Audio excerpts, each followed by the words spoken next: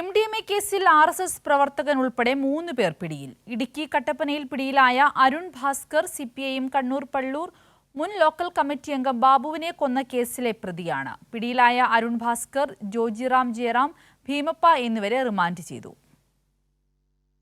ജോസിലുണ്ട് വിശദാംശങ്ങളുമായി. ജോസിൽ, ഈ ഒരു MDMA കേസിലാണ് ഇത്തരത്തിൽ RSS പ്രവർത്തകർ ഉൾപ്പെടെ 3 പേരെ അറസ്റ്റ് ചെയ്തിരിക്കുന്നത്. കൂടുതൽ വിശദാംശങ്ങൾ.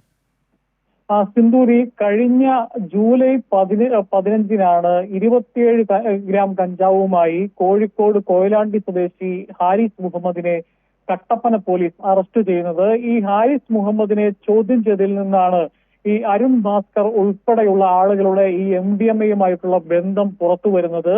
ഈ ഹാരിസ് മുഹമ്മദിന് ബാംഗ്ലൂരിൽ നിന്ന് MDMA മേടിക്കുന്നതിന് വേണ്ടി MDMA മേടിച്ചു കൊടുത്തത് അരുൺ ഭാസ്കർ ആണ് എന്നുള്ളത് ഹാരിസ് മൊഴി കൊടുക്കുന്നു. അതിന്റെ അടിസ്ഥാനത്തിലാണ് ഈ അരുൺ ഭാസ്കർ ഉൾപ്പെടെയുള്ള, അതായത് ഈ അരുൺ നിരവധി കേസുകളിൽ പ്രതിയായിട്ടുള്ള RSS പ്രവർത്തകനാണ്. നിരവധി ഗുണ്ടാക്രമണം, അതുപോലെ തന്നെ ഒരു കൊലക്കേസിലടക്കം പ്രതിയാണ് അരുൺ ഭാസ്കർ എന്ന് പറയുന്നത്. കണ്ണൂർ പള്ളൂർ മുൻ ലോക്കൽ സെക്രട്ടറി കണ്ണിപ്പൊയിൽ ബാബുവിനെ കൊലപ്പെടുത്തിയ കേസിലെ പ്രതിയാണ് അരുൺ. അങ്ങനെ നിരവധി കേസുകളിൽ പ്രതിയായ ഒരു RSS പ്രവർത്തകനാണ് അരുൺ ഭാസ്കർ എന്ന് പറയുന്നത്. അരുൺ ഭാസ്കറിനെ ഉൾപ്പെടെ അതുപോലെ തന്നെ ജോജിറാം ജയറാം, ഭീമപ്പ എന്നീ 2 പേർക്കൊപ്പം ആണ് കട്ടപ്പന പോലീസ് അറസ്റ്റ് ചെയ്തിരിക്കുന്നത്.